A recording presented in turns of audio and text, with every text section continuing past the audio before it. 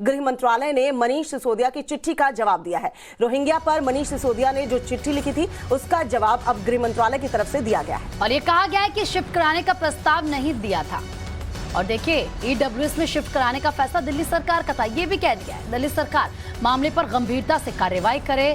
गृह मंत्रालय की तरफ से साफ तौर पर कहा गया है केंद्रीय गृह मंत्रालय दिल्ली सरकार को सहयोग पूरा देगा, जो दिल्ली सरकार को सहयोग चाहिए होगा। लेकिन जो ठीकरा फोड़ा चाह रहा था उसको लेकर फिलहाल एमएचए यानी कि गृह मंत्रालय की तरफ से जवाब दिया गया है। तो मनीष सिसोदिया ने जो चिट्ठी लिखी थी उस चिट्ठी का जवाब अब गृह मंत्रालय की तरफ से दिया गया है। देखिए, आमने सामने बीजेपी और आम आदमी पार्टी है।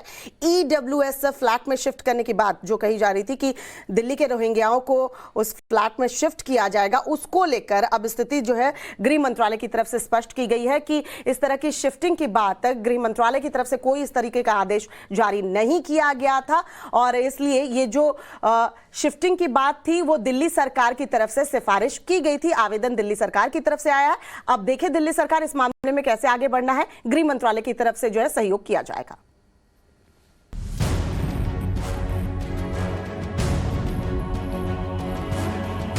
दिल्ली के बकरवाला में रोहिंग्याओं को बसाने को लेकर शुरू हुआ बवाल थमने का नाम नहीं ले रहा है।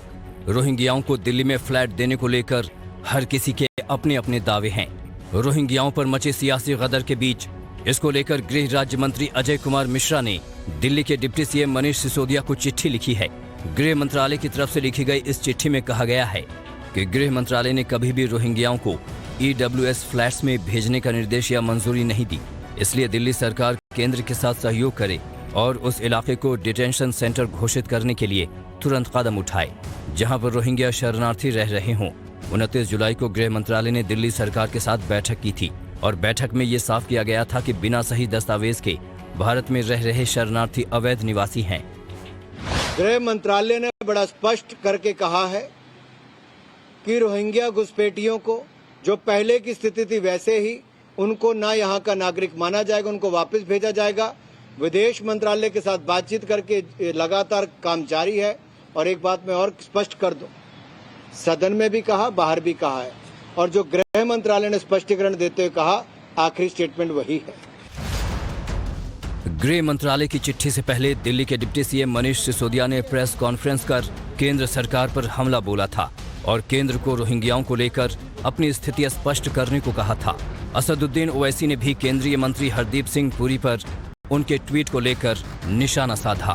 पहली बात तो ये कि आप केंद्र सरकार का स्पष्ट रुख देश के सामने रखें, दिल्ली के सामने रखें। और दूसरा, ये जो साजिश हो रही है या हो रही थी कि दिल्ली की चुनी हुई सरकार से छिपाकर, और अगर केंद्र सरकार भी ऐसा मानती है कि रोहिंग्याओं को नहीं बसाना है, फ्लैट नहीं देने, तो फिर केंद्र सरकार के भी रुख के खिलाफ जाके ये डिसीजंस किसके कहने पे लिए जा रहे थे, कौन ले रहा था, कहां से इसके आदेश आ रहे थे, ये सबकी बहुत निष्पक्ष तुरंत जांच होनी चाहिए। और जो भी लोग अगर केंद्र सरकार के रुख के खिलाफ जा रहे थे तो केंद्र सरकार के रुख के खिलाफ, और दिल्ली की सरकार से चुनी हुई सरकार से छिपा के डिसीजन लेना चाह रहे थे तो उनके खिलाफ सख्त कार्रवाई होनी चाहिए। अब सरकार बताए क्या करना चाहिए।